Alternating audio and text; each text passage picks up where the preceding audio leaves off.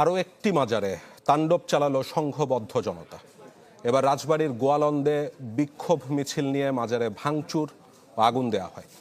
কবর থেকে নুরুল হক ওরফে নুরা পাগলার মরদেহ তুলে আগুনে পোড়ানো হয়। এ সময় পরিস্থিতি নিয়ন্ত্রণ করতে গেলে হামলার শিকার হয় পুলিশ। পরে সেখানে যায় সেনাবাহিনী। রাজবাড়ী জেলার গোয়ালন্দে নুরু পাগলের মৃত্যুর পর ভিন্নভাবে কবর দেয়া নিয়ে বেশ কিছুদিন থেকে উত্তেজনা চলছিল। আসসালামু আলাইকুম সম্মানিত দর্শক, গুরুত্বপূর্ণ কিছু ভিডিও আজকে আপনাদের মাঝে শেয়ার করব, যে ভিডিওগুলো দেখলে রীতিমতো অবাক হবেন। চাঞ্চল্যকর অবস্থা সৃষ্টি হয়েছে, নেট দুনিয়ায় তুলপাড়, সামাজিক যোগাযোগ মাধ্যমে ভাইরাল। আসুন কথা না বাড়িয়ে দেখে আসি সম্পূর্ণ ভিডিওটি। 1 সেকেন্ডও না টেনে পুরো ভিডিওটি দেখবেন। চ্যানেলে নতুন হলে সাবস্ক্রাইব করে রাখবেন পরবর্তী আপডেট পাওয়ার জন্য। ভিডিওতে একটি লাইক করে দেখতে থাকুন সম্পূর্ণ ভিডিওটি। এবার তারই বিস্ফোরণ। শুক্রবার জুমার নামাজ শেষে বিক্ষোভ মিছিল বের করে সংঘবদ্ধ দল। পরে তারা মাজার গেট ভেঙে ভেতরে প্রবেশ করে। এরপর ভাঙচুর চালায় এবং আগুন ধরিয়ে দেয়। এক পর্যায়ে বিক্ষোভকারীরা কবর থেকে নুরু পাগলের মরদেহ তুলে প্রকাশ্যে পুড়িয়ে দেয়। খবর পেয়ে পুলিশ পরিস্থিতি নিয়ন্ত্রণ করতে গেলে তাদের উপরেও হামলা হয়। পরে সেনাবাহিনী ও আইন শৃঙ্খলা বাহিনী পরিস্থিতি শান্ত করে।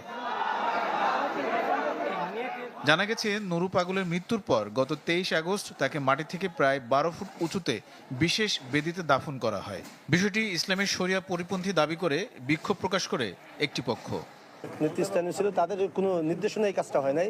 এটা তাও হইতে জনতা রাগে, তারা ক্ষোভে, তাদের কষ্ট থেকে এই কাজটা তারা করেছে। সবচেয়ে বড় সমস্যা হয়েছে উনি মরার পরে ওনার কবরকে কেন্দ্র করে যে কাবার যে ইয়াটা ধারণ করা হয়েছে, এটা মানুষ নিতে পারে না। এই কারণে মানুষ ওনারে এই কাজটা করছে। পরে শুক্রবার সকালে সংবাদ সম্মেলনে মাজার কর্তৃপক্ষ দাবি করেন কবরটি নিচু করা হয়েছে, কিন্তু এরপরও হামলা চালায়। ঘটনার পর থেকে মাজার সংশ্লিষ্ট কাউকেই পাওয়া যায়নি।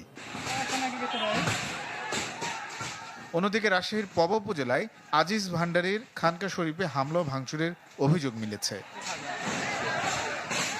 জুমার নামাজের পর বিক্ষোভ করে খানকা শরীফে হামলা চালানো হয়। খানকা শরীফের পীর আজিজুল ইসলামের দাবি, ঘটনার পর পুলিশ কোনো ব্যবস্থা নেয়নি।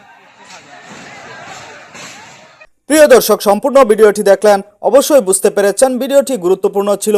দর্শক, আপনারা জানেন বর্তমান সময়ে কিছু রাজনৈতিক উত্তেজনা চলছে।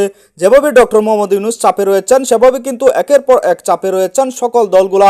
নির্বাচন কখন হবে কিছুতেই বলা যাচ্ছে না। সেনাবাহিনী, পুলিশ প্রশাসন মাঠে নেমেও তারা কিন্তু পরিস্থিতি নিয়ন্ত্রণে আনতে পারছেন না। বিভিন্ন আন্দোলন সংঘর্ষ নিয়ে কিন্তু রাজপথে এবার একের পর এক উত্তপ্ত বিরাজ করছে।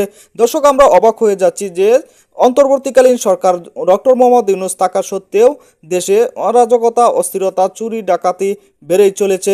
দর্শক, ভিডিওতে যে সকল তথ্য আপনারা পেয়েছেন, এ বিষয়ে আপনাদের মূল্যবান মতামত অবশ্যই কমেন্টে জানাবেন এবং পরবর্তী আপডেট ভিডিওগুলো সবার আগে পেতে চ্যানেলটিকে এখনই সাবস্ক্রাইব করে রাখুন। আসসালামু আলাইকুম।